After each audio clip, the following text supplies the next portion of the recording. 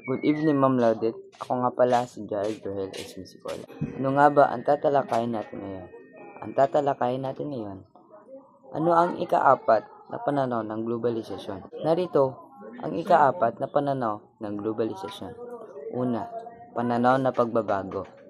Ang pananaw na ito ay nagbibigay diin sa idea na ang globalisasyon ay nagdudulot ng malalim na pagbabago sa mga lipunan at sa buong mundo.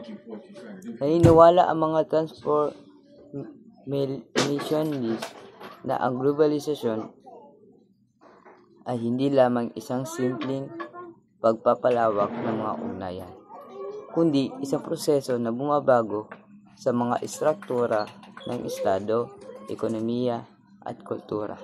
Malalim na pagbabago. Ang globalisasyon ay nagresulta sa mga pagbabago na hindi na nagaganap sa kasaysayan sa nagbubukas ng mga bagong posibilidad at panganib. Pagbabago sa estado. Ang papel ng estado ay nagbabago, hindi nawawala, sa halip ay nagiging mas komplikado sa pamamagitan ng pakikipag-ugnayan sa mga pandaigdigang network at aktor. Ekonomiya.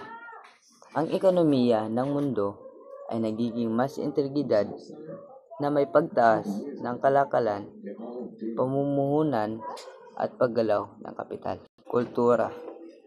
Nagkakaroon ng pagbabago sa mga kultura na may ilang mga kultura na nagiging dominate habang ang iba ay nagpapanatili ng kanilang pagkakakilanlan.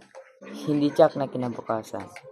Ang kinabukasan ng globalisasyon ay hindi tiyak at maaaring magresulta sa iba't ibang mga kinalabasan depende sa mga pagpili at aksyon ng mga aktor sa iba't ibang bansa at antas.